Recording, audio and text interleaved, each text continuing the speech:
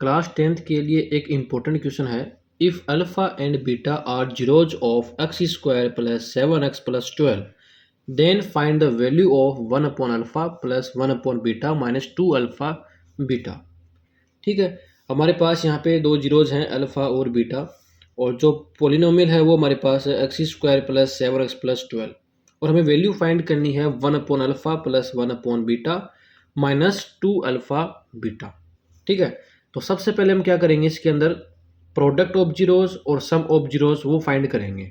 ठीक है, product of zeros का मतलब होता है अल्फ़ा इंटू बीटा, तो अल्फ़ा इंटू बीटा हम यहाँ से फाइंड करेंगे। तो अल्फ़ा इंटू बीटा का फॉर्मूला होता है सी अपॉन ए। ठीक है, तो alpha into beta equal C upon A. C होती है कॉन्स्टेंट टर्म जो हमारे पास यहाँ पे है 12, अपॉन में है ए होता है एक्स स्क्वायर का कोफिशिएंट जो यहाँ पे होगा 1, तो 12 अपॉन में क्या आएगा 1। तो अल्फ़ा इंटू बीटा की बात करें तो ये हमारे पास क्या जाएगा 12 आ जाएगा। तो अल्फ़ा इंटू बीटा हमारे पास आ चुका है।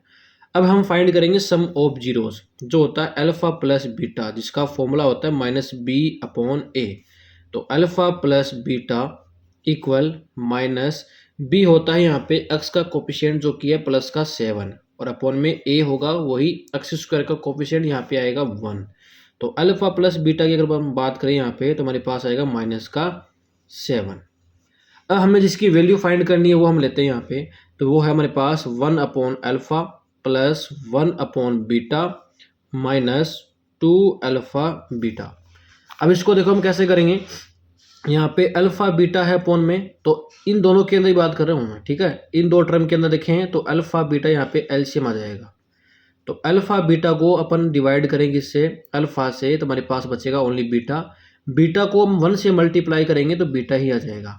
प्लस का क्या आएगा प्लस। अल्फ़ा बीटा को डिवाइड करेंगे किससे, बीटा से, तो अल्फ़ा बचेगा। अल्फ़ा को 1 से मल्टीप्लाई करोगे तो क्या आएगा अल्फ़ा जाएगा, और इनके लगा देंगे हम ब्रैकेट। माइनस का 2 अल्फ़ा बीटा को हम अलग रख रहे हैं साइड में। ठीक है, अब यहाँ से ऊपर देखो बीटा प्लस अल्फ़ा है, तो बीटा प्लस अल्फ़ा बोलो या फिर अल्फ़ा प्लस बीटा, एक ही बात है। और इसकी वैल्यू हमारे पास कितनी, यहाँ पे माइनस का 7 है, तो यहाँ पे माइनस का 7 हम पुट कर देंगे। अपॉन में है अल्फ़ा बीटा, इसकी वैल्यू हमारे पास कितनी है 12, तो यहाँ पे अपॉन में आ जाएगा 12। आगे है माइनस 2 अल्फ़ा बीटा, तो 2 का 2 रहेगा। अल्फ़ा बीटा की वैल्यू हमारे पास है कितनी 12, तो यहाँ पे हम मल्टीप्लाई में क्या रखेंगे 12।